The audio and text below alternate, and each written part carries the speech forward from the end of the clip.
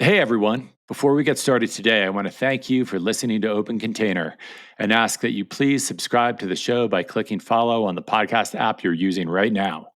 Following the podcast is the best way to ensure that we will continue to crack open the container every single week. Thanks, and let's start the show. Welcome to Open Container. I'm Doug Schnitzbahn. I'm a journalist, writer, and overall lover of the outdoors. I've fought wildfires, reported on national politics, published magazines, and I learned how to find the star Arcturus at a wilderness ranger rendezvous. On this podcast, we're going to have an open conversation about culture, conservation, policy, business, issues that matter the most to the outdoor community. Let's get some. Explaining why he wrote Walden, why he walked away from society to live in a cabin by that now infamous pond. Henry David Thoreau wrote, "I went to the woods because I wished to live deliberately, to front only the essential facts of life, and see if I could not learn what it had to teach, and not, when I came to die, discover that I had not lived. I wanted to live deep and suck out all the marrow of life, to drive life into a corner and reduce it to its lowest terms." Now, of course, many criticize Thoreau, pointing out that the pond wasn't really that far from town and that he was, in many ways, a child of privilege. But there's a reason his words and ideas still resonate. That basic desire to live deliberately is, if anything, even more important today. We are deeply entangled in society. Much of that connection is good, but much of it makes it nearly impossible to get away, to get lost, to truly carve out space for ourselves. We're embedded in a web of reels and phones, GPS, streaming services, location trackers, 24/7 news cycles, and social media presences. The answer to anything is always at our fingertips, summarized in a video or explained by AI chatbots. But in all of this, what's often lost is us, our self-determination, our private identities, our ability to not interact. That's a basic human need. It's what Thoreau sought, to escape the social media of his day, the gossip and expectations of a tightly knit New England town. So he struck out to live deliberately, to take his well-being and day-to-day existence into his own hands. That kind of freedom is something we need to reclaim. I've been to Walden Pond. Though it's close to Boston, highways, and constant noise, there's still peace there. In the fall, you can take in the explosion of foliage and see the foundation of Thoreau's cabin. In the summer, you can swim out into that chalky blue water, and for a moment, you feel an escape, even in the middle of the East Coast's urban corridor. But if you want to live deliberately, you need to seek wilderness, or what little wilderness is left. There are so few places on Earth now where you can't be tracked. I often think of Ernest Shackleton's incredible voyage on the Endurance, how the ship was crushed by pack ice, yet he and his crew all survived. It's one of the greatest survival stories ever told.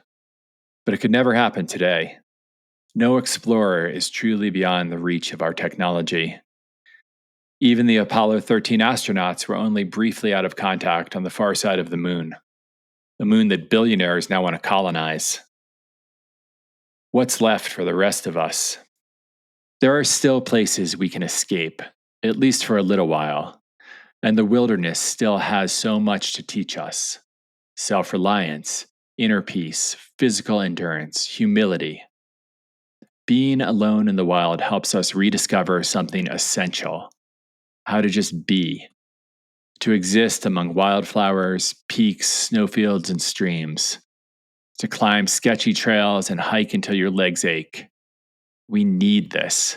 We need to preserve these places so we can preserve this deeply human experience. What Emerson called self-reliance, and what Thoreau called living deliberately. Or as Mary Austin, who discovered herself in the great spaces of the Mojave, wrote, "It's good to know what it is to be alone. The desert holds a mirror. we see ourselves in our wilderness. This past weekend, I had a little taste of that with my wife, Rada. We escaped into the Mummy Range of Rocky Mountain National Park, hiking out from the popular trailhead at Lumpy Ridge. We passed through the meadows of McGregor Ranch, the spires of the Needles rising above us, until cell coverage disappeared. We camped in the deep recesses of Black Canyon, savoring simple pleasures, cooking Madras lentils for dinner, sipping whiskey from a flask, and reading Basho's travel logs, a mix of prose and haiku that reveals the complexity of the world in a single breath. On our last day, we hiked 20 miles and climbed nearly 5,000 feet to reach the cirque of Crystal Lake, beneath the cliffs of Mount Fairchild, and we returned at sunset. Not once did we miss our phones. This isn't to say the modern world lacks value, but we must remember what we can learn from being alone in the wild. My guest today launched his career by teaching others self-reliance in the wilderness. Ian Yolles began his career at the Canadian Outward Bound Wilderness School in 1978, rising from intern to become its youngest executive director. He then transitioned into purpose-driven business, holding leadership roles at The Body Shop, Patagonia, and Nike, and co-founding the sustainable outdoor brand Now. He is one of the authors of the new book, Carry the Flame, the remarkable story of the Canadian Outward Bound Wilderness School. Through over 50 personal stories from alumni, staff, and founders, the book captures the spirit of the school's enduring legacy. So let's open the container with Ian Yolles. Well, I am very excited to be here with Ian Yolles, who I have known for a long time from his work in the outdoor industry at Patagonia and Now. And recently I have learned was extremely involved in the Canadian Outward Bound Wilderness School as a director for a long time. Correct, Ian? That is correct. It's a pleasure to be here with you, Doug. I've been a listener and fan of your podcast. I love that. Love to hear that. Well, I am a fan of this new book that you were a big part of creating, bringing to life. It is called Carry the Flame, the remarkable story of the Canadian Outward Bound Wilderness School. And it's really kind of a anthology in a way. There's lots of contributors, including you, including Bob Pei, who was the founder of the school, and a lot of other really interesting folks who went through the program in their youth. And work there as well. But before we get too deep into the book, I just wanted to ask you a basic question to start things off. And what is wilderness for you? I think very simply, Doug, wilderness for me is a place, any place, but the defining characteristic of wilderness is a place where the wildness of that place and everything that implies is left to its own path. It's not disturbed, it's not encumbered, it's not altered by human activity. And Canadian wilderness, you guys up there have the ability, you've got a little more of it than we have, at least in the lower 48, I think, because you are abutting the Arctic and there's a lot of land that's untouched in that way. Well, I think and I am Canadian, by the way. I'm originally from Toronto, although I've lived in the States for 30 years or so now. But I think one of the salient and profound and very meaningful parts of the Canadian identity relates to wilderness and the fact, as you just said, that there is such a massive expanse of land in Canada, largely unpopulated. Most of the Canadian population exists in contiguous to its border with the United States. And I actually think one of the defining characteristics of the Canadian Outward Bound Wilderness School, which the book is about, was in fact the remoteness of the school and the landscape that we would travel through with students. It was in fact the most remote outward bound school of any of the outward bound schools around the world. And where was it located? It was in the boreal forest in the province of Ontario. If you know where Thunder Bay is right on the northernmost shore of Lake Superior. And we would pick up students at the airport in Thunder Bay. We'd drive about 60 miles east along the Trans-Canada Highway. And then we would make a left-hand turn and travel north about another 60 miles along a dirt logging road to a magnificent, sublime lake called Black Sturgeon Lake, just south of an even bigger lake called Lake Nipigon. And it was that area and north of that area in a very remote part of the boreal forest that our expeditions would take place in the summer, traveling by canoe, and in the winter by dog team and on skis. When and where have you felt the most in the wild? Where have you felt the wilderness most profoundly? There's a very specific moment that comes to mind, or moments. I've had the good fortune over the years to paddle a variety of rivers, northern rivers in Canada. Rivers like, for example, the Mountain River in the Northwest Territories. It's right at the Arctic Circle, really pretty adjacent to the border between the Northwest Territories and the Yukon. And in that particular case, we flew in by seaplane with our canoes and all of our gear. It was a 2-week remote whitewater trip traveling through the Mackenzie Mountains. So it was an alpine type environment. But the specific moment that comes to mind is when the seaplane dropped us off and we unloaded our gear, our canoes, and the seaplane, took off, and we stood there and watched it, fly away. And in that moment, the sense of being in true wilderness, being very, very distant from any form of civilization, realizing that we were a group of 6 people on that river, completely self-reliant and independent and surrounded by true wilderness and all that implies. And other rivers, another river that I've paddled and had a very similar experience is the Snake River, this time in the Yukon territories. But that moment where the drone of the seaplane's engine, disappears into silence, and the visual reference of the plane disappears over the horizon, and there is this deep feeling of being out there. And it's such a hard feeling, difficult for us to get that experience right now, right? There's so few places left where we can feel left alone and to our own devices. Well, it's true. I think that, coming back to your question about wilderness, I think the very notion of wilderness has changed dramatically in the contemporary world that we now live in. And a brief story, if I can, and it's not a story in the book, but it relates to one of the people who contributed to the book, a colleague of mine, a dear friend, John Mordhorst.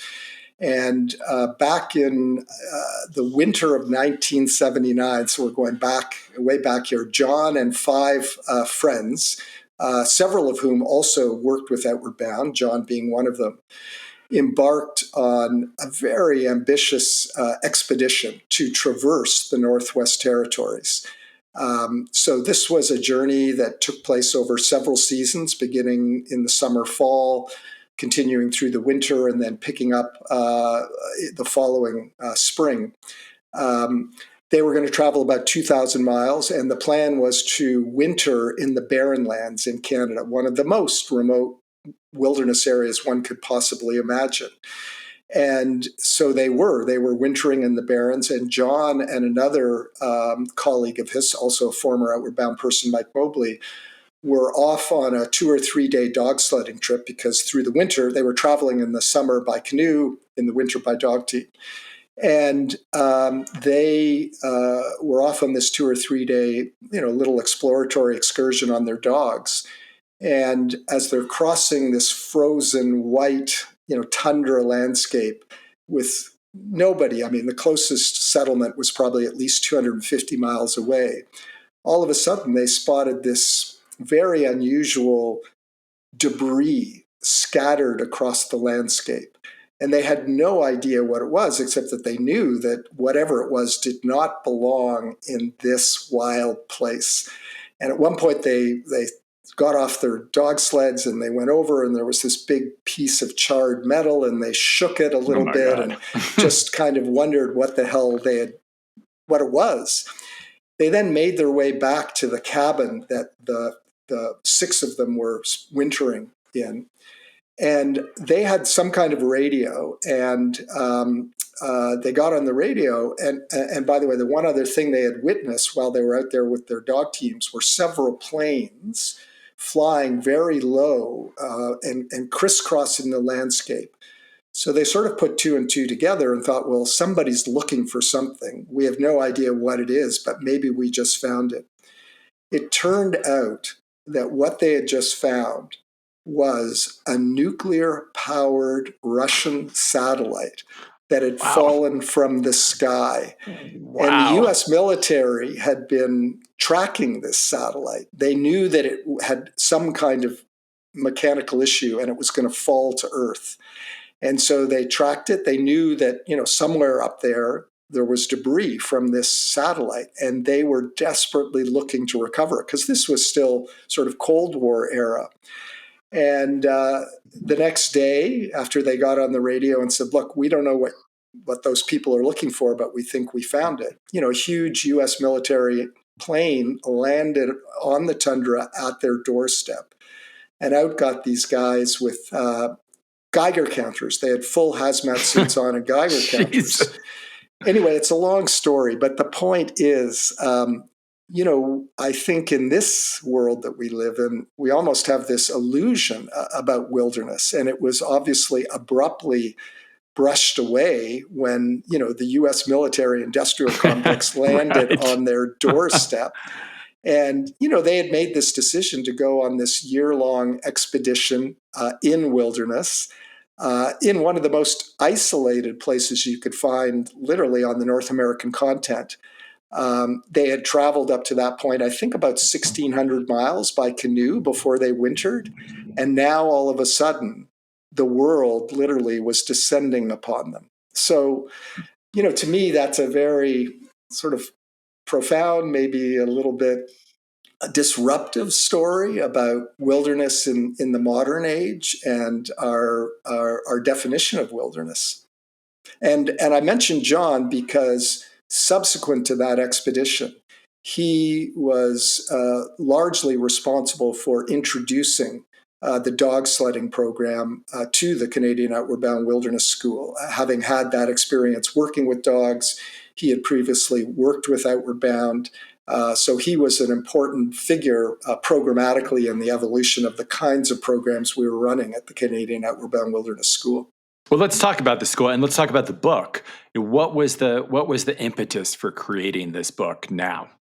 Well, the impetus really goes back to 2019. That was the 50th anniversary of Outward Bound in Canada. Of course, as I referenced earlier, Outward Bound schools exist all over the world. The first Outward Bound school started in Aberdyfi in Wales back in 1943. That's a whole other story. Maybe we can explore that. But 2019 was the 50th anniversary of Outward Bound in Canada. And that event or that moment in time was the catalyst for a series of conversations with three of my dear friends and former colleagues. We all worked together at the Canadian Outward Bound School in the genesis phase of the school. The school opened the Canadian Outward Bound Wilderness School opened in 1976. And I found myself in conversation with three dear friends and colleagues. One was Alistair MacArthur. Alistair was the second executive director of the Canadian Outward Bound Wilderness School. He was an Aussie. He had worked with Outward Bound in the UK. He had worked at the Hurricane Island Outward Bound School in Maine. He had worked at the Colorado Outward Bound School. Alistair, prior to that, served in the Antarctic as part of the Australian Geologic or British Geologic Antarctic Survey and ran dogs down in the Antarctic. So Alistair was on this phone call. Alistair currently lives in his home country of Australia. Wendy Pay was on the phone call. Wendy Pay was the founder of Bob Pay. Wendy Pay is the daughter of Bob Pay, the founder of the Canadian Outward Bound Wilderness School. And Wendy was the school's first program director. So she was there from day one. And the third person on this phone call was Chuck Luckman. Chuck had previously worked at the North Carolina Outward Bound School, the Minnesota Outward Bound School, came to the Canadian Outward Bound School as an instructor, and followed Wendy as the school's second program director. So we were just talking and renewing our friendships and our histories and our lives with one another. But of course, that led to a lot of reminiscing and reflecting, not only on our time at the Canadian Outward Bound Wilderness School, but reflecting on what an impact that had had and how that experience working at the school had really informed the trajectory of our lives in some very meaningful ways. And so these phone calls continued. They were Zoom calls, and we started to have these monthly conversations. And at a certain point, Alistair, with a certain amount of vigor, he argued and suggested and cajoled us around the idea that something should be written down that captured the unique sort of spirit and philosophy of this particular Outward Bound School. What the question was that he posited was, what made the Canadian Outward Bound Wilderness School unique? And so eventually we gave in to his cajoling. But by the way, I certainly never imagined we would have a book. I thought initially, maybe we'd write a paper, maybe we would publish some kind of manuscript and give it to our friends. Chuck had a nonprofit publishing company, and actually it's called Flying Trout Press. He had published some books in the past, and in fact, Flying Trout Press is one of the co-publishers of the book that we ended up with. And so what we did was we found email addresses of everybody that we could who worked at the school back in its early days, former board members, even some students. And we invited people via email to respond to the prompt, what made the Canadian Outward Bound Wilderness School unique? And so over time, content started to come in, and obviously some of the content were in the form of essays, but very different essays. Some were quite philosophical, even scholarly. Some were whimsical. Some were just, sort of reflecting on stories and friendships and relationships. We got some poetry back. We got some original artwork, in this case by Lauren Tippett, a great artist who had original drawings he had done while he worked at the school. And so it started to have more substance than what I certainly imagined. And meanwhile, these monthly Zoom calls continued the first Tuesday of every month at 4 p.m. Pacific time. With Wendy and Chuck and Alistair. And at a certain point, I suggested that we talk to a good friend and colleague of mine, Raoul Goff. Raoul and I served on the Nature Bridge board together. Nature Bridge is an organization I'm very dedicated to. It has a similar mission to Outward Bound. But the reason I suggested we talk to Raoul is Raoul has a remarkable independent publishing company called Insight Editions. It never occurred to me that Raoul would want to publish the book. I just thought he could give us some guidance, given the sort of manuscript that was in development. Along the way, we got some donations from the four of us, but also many of the contributors to just help, we hired an editor, we hired a young person to do some hand-drawn maps. And by the time we talked to Raoul, and the purpose of the conversation was just to get his counsel and insight. And we described what we were doing. And I discovered that 30 years ago or so, he had previously published a book about Outward Bound. I had no idea. And, 30 or 40 minutes into our conversation, Raoul said, well, Ian, from the sounds of what you've done and the content that you've created, I think I might be interested in publishing this book. So his publishing company is called Insight Editions. He has an imprint called Earth Aware. And all of the books that he's published, some beautiful, beautiful books under the Earth Aware imprint, all have an environmental theme. So we signed a contract with Insight Editions. They have a distribution partnership with Simon & Schuster. And that's how it all happened. So moving beyond, I think people will dig into the book and hear what you say about making the Canadian branch unique. What is it about Outward Bound in general? Like you said, it started in Wales, all over the country. I think so many people in the outdoor space and beyond are graduates. I think of Luis Benitez, who we had on this podcast, being a huge proponent of Outward Bound. What is it about Outward Bound that has lasted so long and impacted people in such a positive way? Well, Outward Bound, as some of our listeners may know, as I referenced, was started in 1943, and it was founded by a gentleman whose name is Kurt Hahn, and that's an important part of the story. And just quickly, some anecdotes. So, Kurt Hahn was born in Germany. He was Jewish. He started a famous private school there. He called Zalem. He was an educator, had many influences in terms of how he thought about education and education of the whole person. But importantly, part of I think understanding Outward Bound relates to Hahn's own experiences growing up as a Jew in Germany as Hitler was coming to power.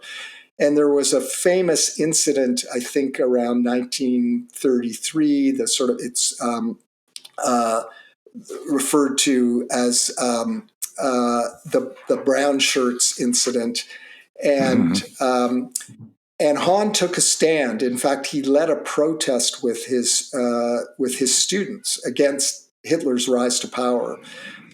It was a moral stance, and I think Outward Bound has a lot to do. The underlying pedagogy and philosophy has a lot to do with the notion of moral education and values-based education. And Hahn was promptly thrown in jail. And fortunately for him, because his family had some aristocratic connections, he was able to find his way out of jail and ended up in Britain, where he started the famous Gordonston School, where Prince Philip went to school. And then during the war, the insight that he had was that the British merchant seamen who were out at sea, the boats were being sunk by German submarines. And his observation, or the observation that he made, was counterintuitive, because what was happening was it was the older gentlemen that, and they were all men, of course, who tended to survive that harsh ordeal at sea in the cold North Atlantic Sea, not the younger men who presumably had, generally speaking, more physical stamina. And so the insight that led to the creation of the first Outward Bound School and the pedagogy and the curriculum was this idea of character development, and that character was forged out of experience, and you would develop a certain tenacity of spirit, if you will, that can only really be forged from experience. So that was sort of the cornerstone of Outward Bound, and the idea that you're educating the whole person, that there's an experiential component to the learning process, and that risk is synonymous with learning. That, if we're not willing to take some risks in our lives, we tend to atrophy in terms of our development as a person. There's so much more I could say. Of course, you're not on an Outward Bound course as an individual. You're part of a community that forms. And you're not only developing your own sense of potential and capability and confidence, but you're working very intimately and intensely with a small community of people. And so there's an element of teamwork and leadership. And, all of those dynamics are a critical part of an Outward Bound experience. I think one other thing I would mention is that, if you go back to the word education itself and the etymology of that word, the Latin root word for education is educare. And that literally means to draw forth or to draw out. And I contrast that with more traditional forms of education, which tend to be about sort of stuffing information into a person's being. Whereas I think the true idea of education is to draw forth, to draw out the innate potential and compassion and resilience that we all have. And I think that's part of the power of an Outward Bound experience. I love that. And I love that Outward Bound, at its very roots, was a resistance to fascism. And I think that that's what you're saying too in that kind of education, right?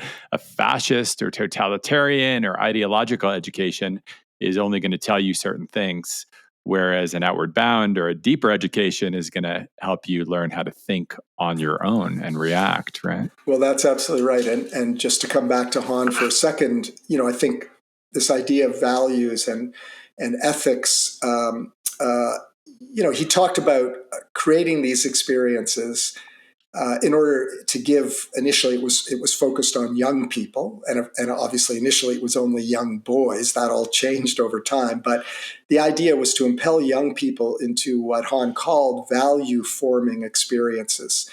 And more specifically, he talked about sort of the 5 pillars of these value forming experience, which he articulated as 1, an enterprising curiosity, 2, an indefatigable spirit, 3, tenacity and pursuit, 4, a readiness for sensible self-denial, and 5, he said, above all, compassion.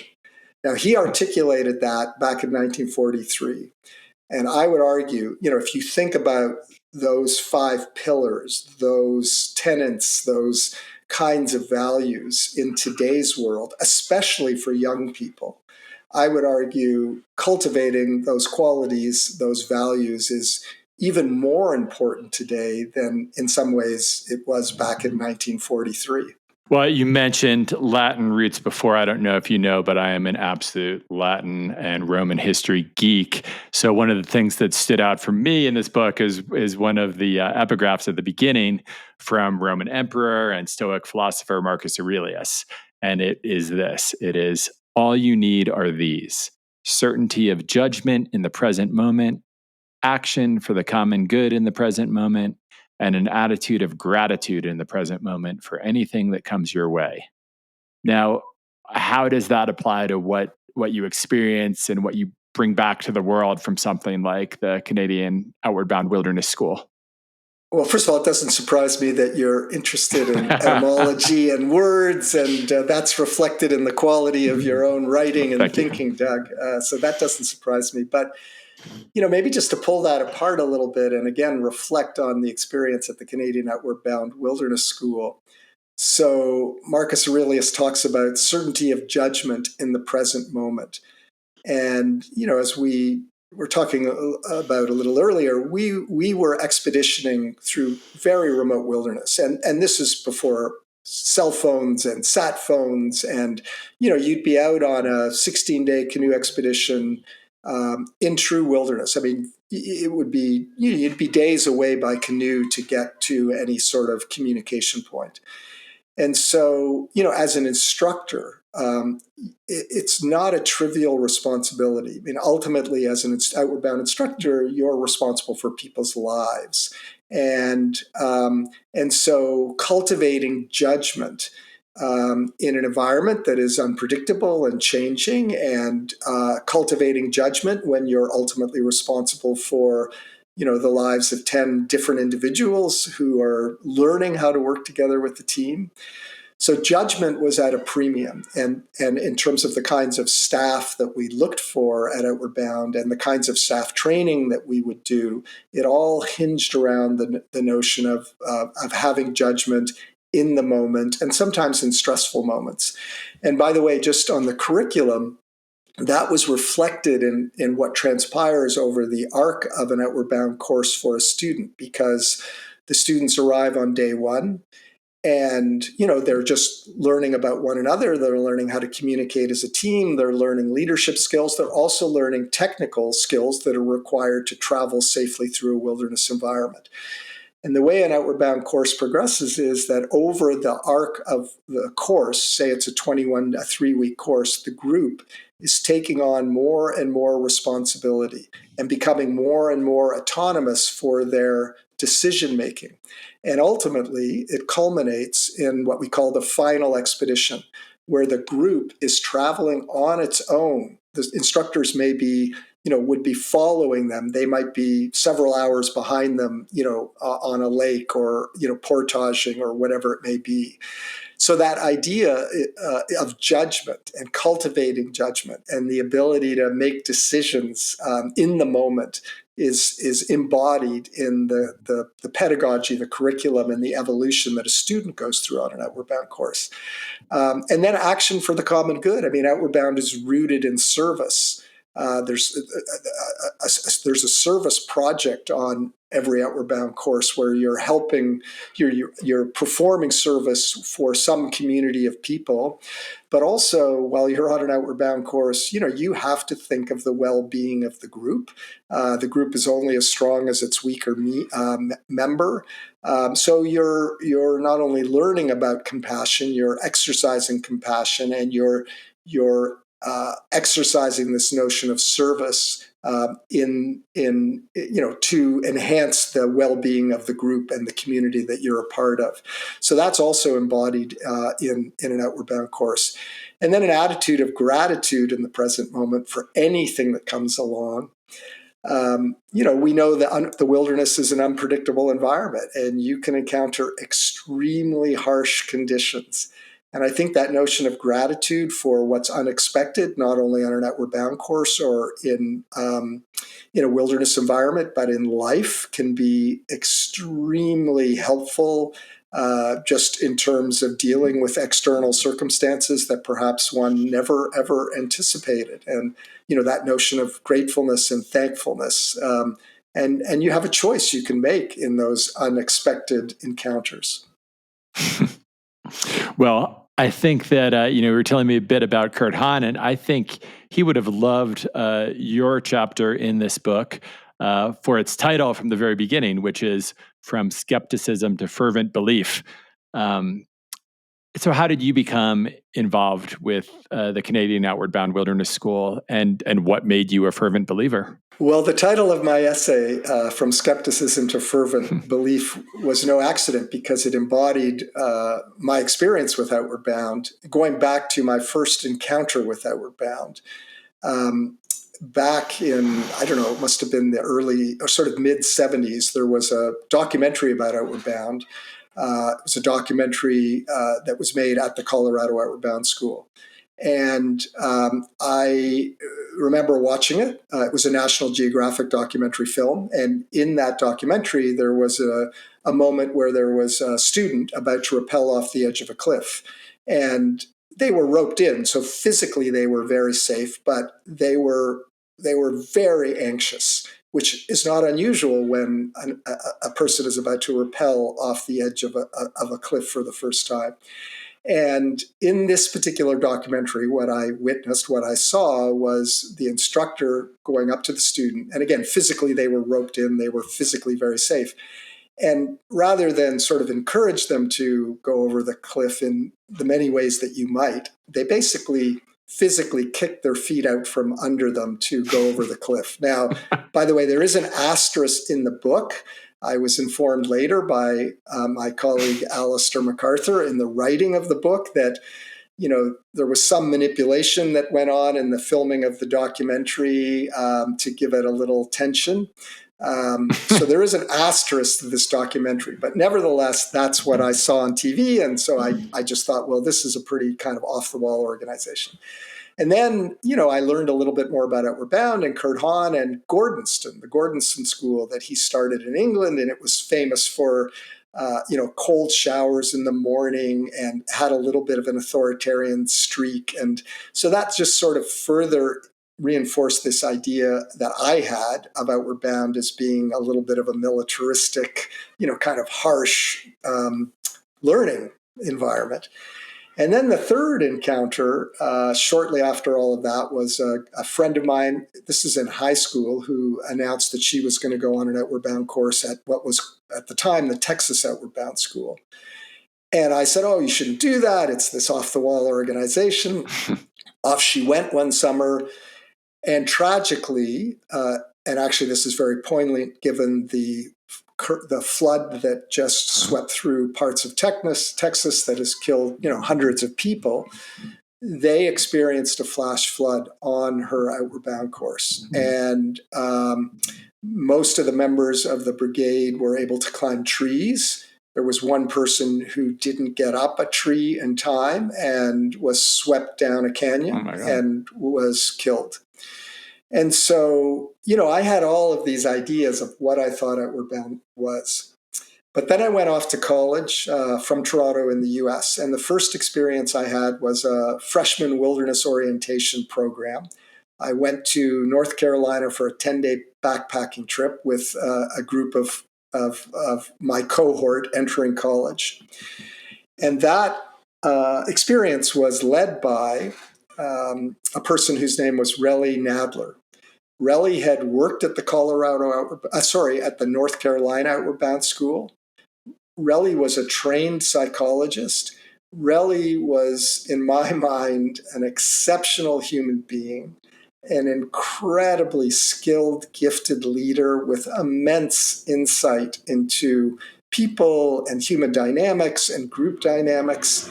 And he orchestrated that experience in such a sensitive and thoughtful and remarkable way. It just left an incredible impact on me. Now, it wasn't an Outward Bound experience, but Relly was obviously drawing from his experience working with Outward Bound. So that kind of put a big question in my mind. And then as I started to spend more time whitewater kayaking and climbing, I started to meet people who worked with Outward Bound, like Relly. Relly wasn't the only one. And consistently, I just thought these people were amazing. And I loved them. I related to them. I enjoyed hanging out with them. I wanted to climb with them. I wanted to paddle with them. But I had this cognitive dissonance. Why are such high quality people working for this off-the-wall organization? At least as I perceived it. And so ultimately, I thought, okay, I need to find out for myself. I had a real interest in terms of what I was studying at Antioch in philosophy and education and human development. So I applied to work at Outward Bound. The first time I applied, I did not get a job. I applied to what was at the time the Northwest Outward Bound School in the Pacific Northwest here in the United States. And then I applied to work at the Canadian Outward Bound Wilderness School. Wendy Pay was the program director. She hired me as an intern. And very quickly, I realized that everything I had imagined about Outward Bound was absolutely not the case. And hence that idea of from skepticism to fervent belief. And there's something in this chapter you talk about. I love this term. You talk about the holographic participation principle, which is the idea that sort of an organization is bound by its values, right? And that's something you learned and developed there. And how has that guided you, at Outward Bound and beyond to the other work you've done, Patagonia now, and the work you're doing now? Well, it relates to the question that we were trying to respond to in the book, what made the Canadian Outward Bound Wilderness School unique. And I do feel I have a certain perspective on it because, just briefly, not to go too far down this tangent, but when I finished my undergraduate degree, I was very fortunate to receive a postgraduate research fellowship from a foundation called the Thomas J. Watson Foundation. And we don't need to talk about the nature of the foundation or the fellowship, except to say that it enabled me to spend almost 2 years traveling around the world, working at and visiting almost all of the Outward Bound schools worldwide. So I started in Europe. I went to East Africa, Southern Africa. I went to Southeast Asia, Australia, New Zealand. And then I came back to work at the Canadian Outward Bound Wilderness School as the program director and ultimately as the executive director. So I did, and I was really trying to answer the question with that research fellowship, is there some consistent philosophy and pedagogy that is intelligible, that's put into practice and replicated from school to school to school, versus the extent to which each school is uniquely influenced by its broader cultural, political, and social environment. So I think I had, some perspective on the Outward Bound movement worldwide. But to come back to your question about holographic participation, one of the things I would argue, and we argue and articulate and explore in the book, that made the Canadian Outward Bound Wilderness School very unique was the notion of community. And it began with your experience as a staff person. And it relates to the idea of a hologram, in my view. I use that as a metaphor in my essay. So as a group of staff, we were living together in this remote location on this magnificent lake called Black Sturgeon Lake. The closest community was 60 miles away down a dirt logging road. So as a group of staff, in many ways, we were living our own outward bound experience. How did we function day to day? We had to cook meals, we had to fix vehicles, we had to make sure the gear was in working condition. We had to create and argue about policies that we thought were important in terms of some of the safety procedures. There were all kinds of decisions that had to be made as a group of individuals. And so we were living our own outward bound experience. And the idea of a hologram, if you think about it as a metaphor, is, a hologram, as it's divided in pieces, into, its component parts, if you will, divided into pieces. Each piece retains the entire image of the whole piece within it, but it's seen from a slightly different perspective. So one of the unique things about the Canadian Outward Bound Wilderness School was, as a group of staff, we were living our own outward bound course with one another. And I think that created this notion of a holographic experience. We were living by certain values. But when we went off as instructors to go and instruct a course with a group of students, we were carrying that experience from our community as a group of staff and professionals living and working together, making decisions together based on certain values and ideals. We were carrying that directly into our experience with students on a, say, 21 or 23 or 24-day outward bound course. And so I think that's a metaphor, the notion of a hologram and holographic participation, that to me really stood out in my own experience at the Canadian Outward Bound Wilderness School.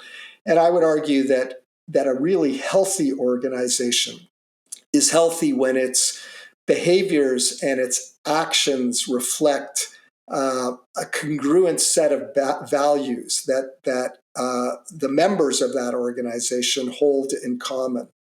And if I can, put in a little commercial, one of the places I've had the great honor of working along the way is Patagonia. And I think many of us would argue that one of the reasons Patagonia is such a revered, such a respected brand, if I can comment on Patagonia for a second, is, over decades, there have been certain values that have held true there, but Patagonia has manifested those values through a series of real world actions and decisions about how they want to function as an organization, what they believe in, how those beliefs are put into practice. To me, that's another great example of this notion of holographic participation. As an employee at Patagonia, those values are deeply embedded, they're deeply understood, they're deeply shared. They've remained consistent over the life of the company. Again, the actions have evolved over time, and how they've been sort of made manifest have evolved. But there's a level of congruency and consistency that is reliable and congruent. Yeah, and that seems to be the big takeaway, right, from an experience like Outward Bound. And looking forward to a way we can create not just a better planet, better society, better way to move forward is by really having an established set of values that then all actions come out of. Am I correct? Is that? Yeah, I completely agree. And I would argue that, and again, I think this was absolutely true at the Canadian Outward Bound Wilderness School. Again, Patagonia, I think, is a great example. I think any great organization, or you could talk about it in organizational terms, you could talk about it at the individual level, you could talk about it at the community level, you could talk about it at the society level. I think sort of greatness, if you will, it's built from the inside out. In other words, if we're talking about an organizational construct like the Canadian Outward Bound Wilderness School, it starts with the extent to which the core group of staff, the people who work there, not only understand the values, they believe in the values, they're aligned behind those values. And then the kinds of behaviors and actions and decisions that you see sort of externally are reflective of those core shared values. And how can you then take that, to a new organization, or how can you teach people that when you come out of an outward bound experience? How can you move that forward in the world? Well, I think it starts with being crystal clear on what those values are. And in my experience, that requires dialogue and debate, and a process of distillation to get to a very simple, clear articulation of those values. So I think that's where it begins. It's a discovery process and an articulation process. And then, of course, the values are not just something that get housed on a pretty piece of paper or in some notebook, but they should, I believe, become a reference for decision making. They should inform the decisions that are made. Those values should show up in the kinds of decisions that are being made and the kinds of actions that are taken. Again, whether it's by an individual or an organization or at a community level. Well, unfortunately, we're starting to run out of time, but there's two more questions I want to ask you. We got on. And the first, I think, is very important. And I think you led right into it, is moving forward for Outward Bound. How can it respond to a new generation of youth and really a new culture where we're seeing a lot more underrepresented populations need to be involved in these programs that they've been shut out of before? Well, we live in a time of a polycrisis, whether it's climate change or the destruction of ecosystems and habitats, whether it's the constant impact of technology on people's lives, and the impact of technology and how we think, and the growing alienation from the natural world. All of these things leads me to argue that Outward Bound and experiences like Outward Bound, especially for young people, are more important than ever. Not that Outward Bound is some sort of complete antidote to this polycrisis, but I would argue, and I believe, that a lot of the problems of modern society that we confront on a daily basis, that are in many ways only growing worse, stem in a very primal way from our deep alienation from the natural world, the sense that we're somehow separate from the natural world, and perhaps not only separate, but the natural world is there as a resource for us to use in whatever way we want. So I just think, an experience of nature in young people's lives is more critical than ever. And I think, as we all know, anybody who's been interested in their own sort of outdoor experiences, certainly anybody who's worked in the outdoor industry, it has historically been very dominated by white people, and probably people who have more socioeconomic capability. And so I think there's a great need to diversify the opportunity, again, especially for young people, but not limit young people to have experiences in the natural world. I had the great honor of serving on the board of Nature Bridge, a nonprofit organization. I chaired the Nature Bridge board for 6 years. Nature Bridge is a partner of the National Park Service. We have campus facilities in some of the most iconic national parks in the United States, like Yosemite National Park or Olympic National Park.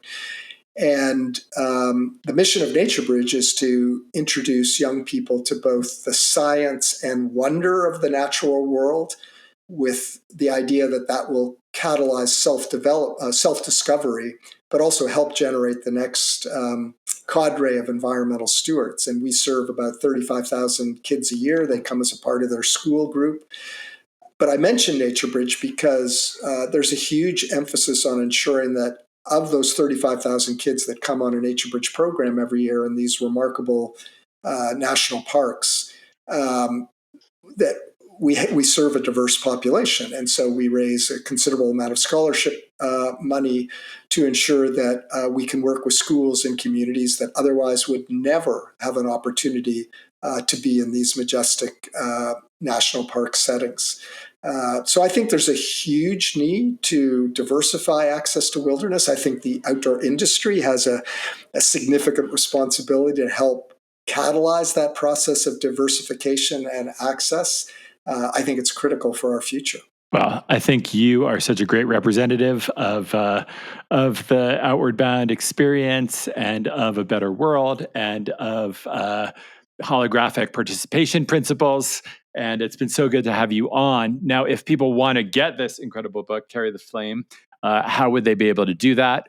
Or if they just want to share more stories with you or get in touch with you, how would they do that? Well, of course, the book is available on the ubiquitous Amazon.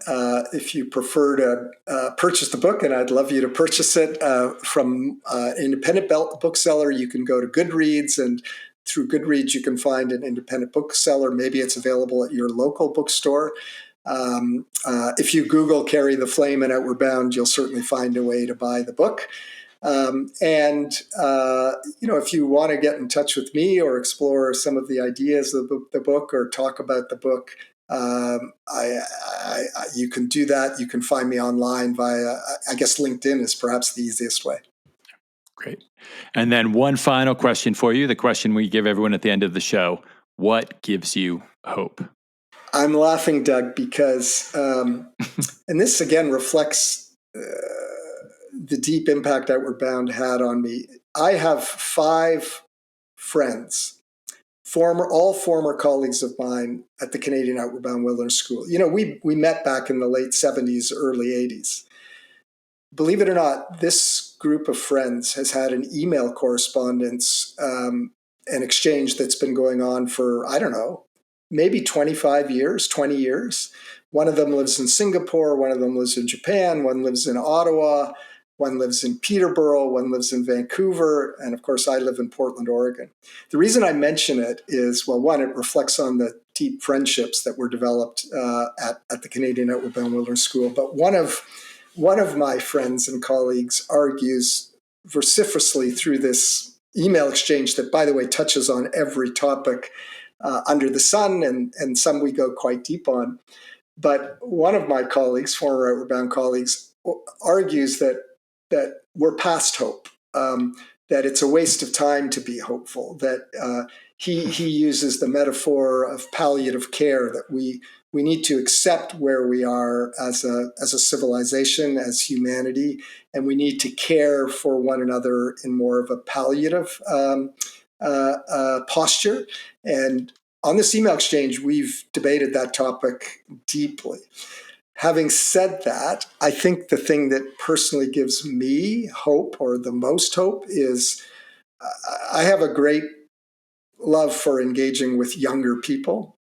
And so when I meet, kids in their teens or their 20s, and I talk to them and I engage with them and I hear their ideas and I see what they're doing, that really inspires me and gives me hope, perhaps more so than anything. And, maybe that's a failing on my part, because maybe that's a way of saying, it's all on the next generation, which I think is in its own way a little bit irresponsible.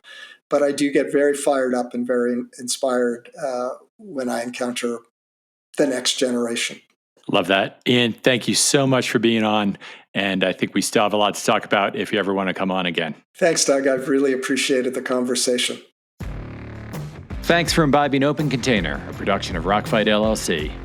Please take a second to follow our show on whatever podcast app you're listening to us on, and send your emails and feedback to myrockfight@gmail.com. Find the book, Carry the Flame, the remarkable story of the Canadian Outward Bound Wilderness School, at your local independent bookseller. Our producers today were David Karstad and Colin True.